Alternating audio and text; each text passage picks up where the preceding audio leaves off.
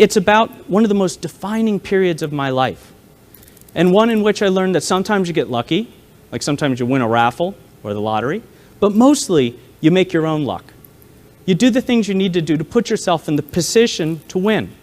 And we succeed because we set goals for ourselves, and we accomplish them through confidence, courage, and determination. You have right here, which is just good enough, and you can coast along and go through your reviews, and the FBI, yes, their supervisors reviewed us, etc., and collect your paycheck, and never really break a case, and never really catch a terrorist, and never really take down a spy, but you can do what you need to do. Or you can work that bit higher, what we called the kick-ass line. And those were the operatives, the undercover guys, who were catching the guys, who were breaking the cases, who were doing that kind of stuff. And it's that kind of idea that you have to do your best. Anything worse than your best meant failure. My job was to be a ghost. And just to give you a little bit of an idea of what I did, I was a fully 24/7 undercover operative. My job was to do counterterrorism and counterintelligence. That meant terrorists and spies. Those could be spies who were foreign nationals who were here in the US operating against us, or it could be some of our own people who had turned, like Robert Hansen and Aldrich Ames and Earl Pitts and Nicholson, all people that I worked during my career in the FBI. My job was mostly to be unseen. We called ourselves ghosts. And so I was behind the camera. I was using disguises. You know, one day I might be dressed in a business suit because I had to follow someone into a corporate place. Or another day, I might be dressed as a delivery guy because back before 9/11, you can get into any business in the area just dressed as a FedEx guy or a delivery guy with a little clipboard. And sometimes a homeless person because no one notices homeless people. I used disguises. I had the spirit gum beard that I put on, I could stick on real quick, and I had glasses that I had specially magnified so I could see license plates a little bit farther.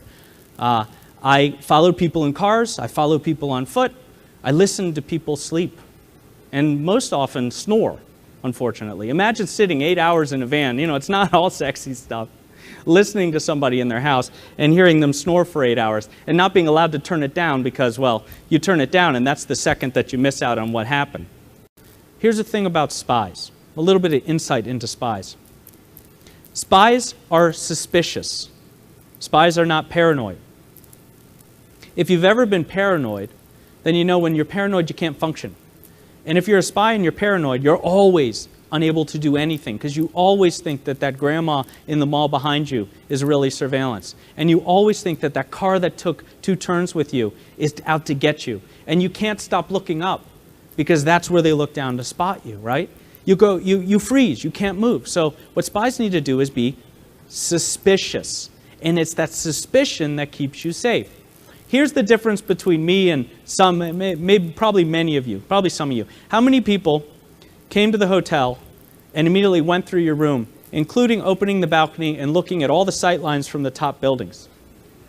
I did. It's not because I'm weird, it's because the training was beat into me. You know? How many people walked around the hotel because you want to figure out a pattern for different entrances and exits and understand the layout and understand where everything is? I was flipping through the program and I saw the scavenger hunt, right? This was after I did a quick walkthrough. I saw the scavenger hunt and I was like, oh, this is cool. Oh, hey, if I had my cell phone, I'd already won. I know where all that stuff is. I'm not going to help you. Unless it's something really hard. But the training is to always be aware of your surroundings, to see everything around you, to take in all this information and somewhere in your weird brain, filter it into something that helps you, that gives you what's called actionable intelligence. And that's what Robert Hansen had to do. You know, just as I was working him on one side, he had to find out whether he was safe. Because this guy had been dumped in the State Department for years. He'd just been put out to pasture because he was somewhat of an embarrassment. He choked a subordinate and a woman. And so they just wanted him to bide out his time. But suddenly they're bringing him back, giving him a position that had never existed, that he wanted for his entire career, promoting him to executive service, and finally, for the first time, giving him staff, which was me. It sounds too good to be true. It played to his ego. He wanted it, but it's too good to be true. So this guy took the job, but he had to figure out if he was safe. He had to be a good spy. Not go paranoid. He had to keep active, but he had to figure out if he was safe, and there were only 2 guys in the room, and I was the other one. So he had to work on me, and he did. And we engaged in this game of dialogue. I had reserved this big black Suburban. And so he and I walked down in the parking lot, and we've got this thing in the spy business called Murphy's Law. Whatever will go wrong, whatever can go wrong will go wrong, so plan for every eventuality. I hadn't planned for every eventuality. The problem was the damn car wasn't there. So we get down there, and now I'm walking around with Super Spy behind me. You know, this big 6'4" tall guy kind of galumphing along behind me, looking for this car, feeling more and more anxious.